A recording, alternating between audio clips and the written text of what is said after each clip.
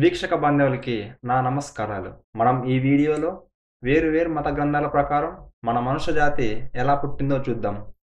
మన ఛానల్‌కి కొత్తగా వచ్చిన వాళ్ళైతే సబ్స్క్రైబ్ చేసుకోండి. ఈ వీడియో చూసే ముందు మీరు ముందుగా థియరీ ఆఫ్ ఎవల్యూషన్ అంటే కోతి నుంచి వచ్చాడు, జింక జిరాఫీ అయింది అనే వాటిని పక్కన పెట్టండి. సైన్స్‌ని అస్సలు ఇన్వాల్వ్ చేయొద్దండి. ఇప్పుడు మన వీడియోని స్టార్ట్ చేద్దాం. మొదటగా మీకొక ప్రశ్న. ఎవరు మొదట వచ్చారు?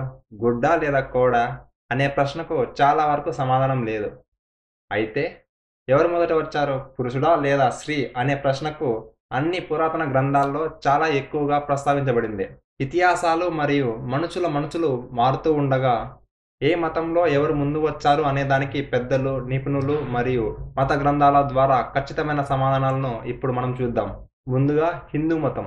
హిందూ మతం ప్రపంచంలోని పురాతన మతాల్లో ఒకటి మరియు భూమిపై మొదటి మనిషి ఎవరు అనేదానికి చాలా సరళమైన నిర్వచనం ఉంది.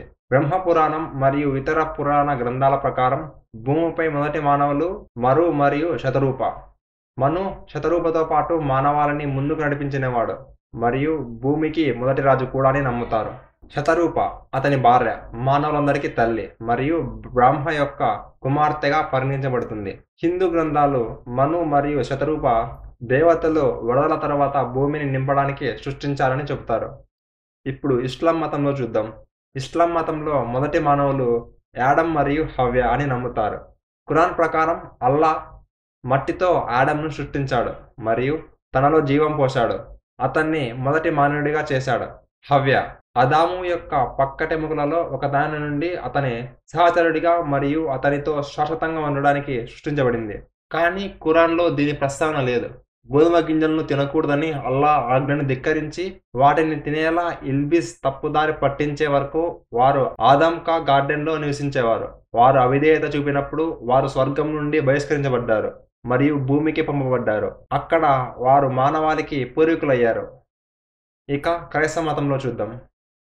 క్రైస్తవ మతం కూడా ఆడమ్ మరియు ఈవులను మొదటి మానవులుగా గుర్తిస్తుంది మరియు బుక్ ఆఫ్ జెనెసిస్ ప్రకారం దేవుడు వారి సృష్టి యొక్క కథ ఈడెన్ గార్డెన్లో జరిగింది. ఆడమ్ దుమ్ము నుండి ఏర్పడ్డాడు మరియు ఈవ్ ఆడమ్ యొక్క ప్రక్కటెముకలలో ఒకదాని నుండి సృష్టించబడింది.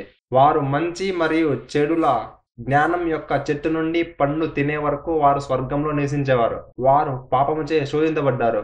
ఇది వారి తోట నుండి బహిష్కరణకు దారితీసింది మరియు యాడమ్ మరియు ఈవ్ యొక్క అవిధేయత అసలు పాపంగా మారింది. వాటితో ఈ వీడియో సమాప్తం. మీకు ఇంకా స్పష్టంగా తెలియజేయాలంటే ప్రతిదాని మీద ఒక ఫుల్ లెంత్ వీడియో చేస్తాను. ధన్యవాదాలు.